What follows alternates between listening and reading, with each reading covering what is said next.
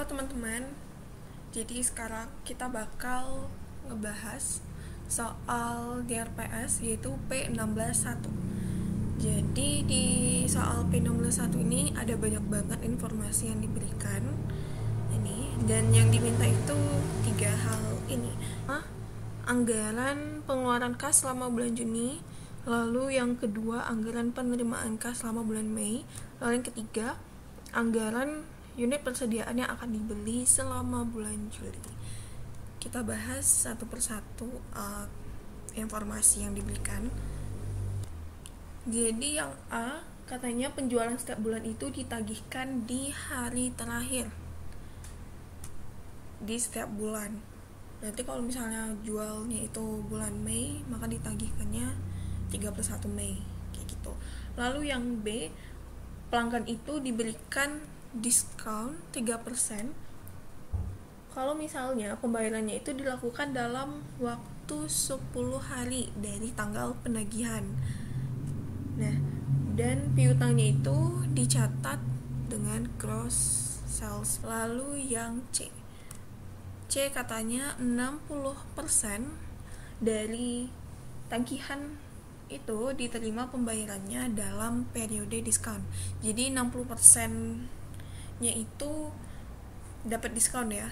Lalu 25%-nya itu pembayaran diterima pada akhir bulan tersebut. 9% akhir 2 bulan berikutnya, dan 6% itu terbukti tidak tertagihkan. Lalu yang mengenai pembeliannya, katanya 54% ini tuh dibayar pada bulan dilakukan pembelian. Nah, sisanya itu dibayarkan di bulan berikutnya. Nah, presentasinya ini kebetulan juga berlaku sama untuk marketing, general and administrative expense. Lalu yang B katanya masing-masing units of ending materials inventory itu sebesar 130% dari kebutuhan produksi bulan berikutnya. Lalu yang C, biaya masing-masing inventory itu $20. Yang D, gaji dan upah yang diterima karyawan tiap bulannya itu sebesar $38 totalnya. Lalu yang E, marketing, general and administrative expenses itu sebesar 15% dari penjualan pada bulan yang bersangkutan. Nah, $2.000 itu merupakan depresiasi. Karena depresiasi berarti nggak perlu dimasukkan ya ke anggaran kas. Lalu ini diberitahu penjualan aktual dan proyeksinya untuk beberapa bulan ini. Lalu dikasih tahu juga material yang dibutuhkan untuk produksi. Lalu ini utang gaji untuk akhir bulan segini. Jadi langsung aja kita jawab ya. Dan untuk mempermudah perhitungannya, jadi kita jawab di Excel. Oke, kita mulai dari soal nomor 3 dulu aja kali ya, sekaligus review materi bab sebelumnya. Jadi nomor 3 ini kan kita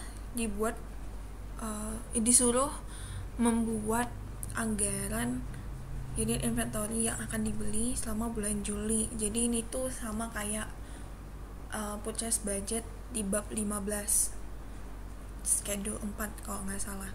Jadi ya kayak gitu, tapi nggak sampai ngitung biayanya, jadi nggak dikali biaya per unit inventory-nya. Nah, formatnya seperti ini. Oke, jadi yang pertama kita harus cari unit yang diperlukan untuk produksi. Berarti berapa sih kebutuhan unit untuk produksi bulan Juli? Di sini katakan Juli 12.000. Berarti ini 12.000. Lalu ditambah dengan ending inventory yang diinginkan.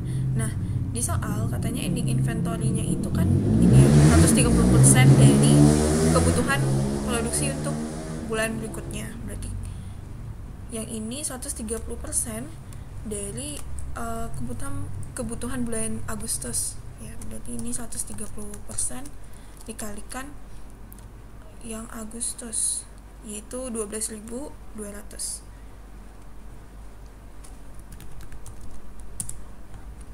Nah, lalu kita tambahkan. Nah, lalu dikurangi dengan beginning inventory. Beginning inventory-nya ini berarti ending inventory untuk bulan sebelumnya ya, berarti ending inventory bulan Juni. Ya, berarti 130% dikalikan kebutuhan produksi bulan berikutnya, yaitu bulan Juli 12.000.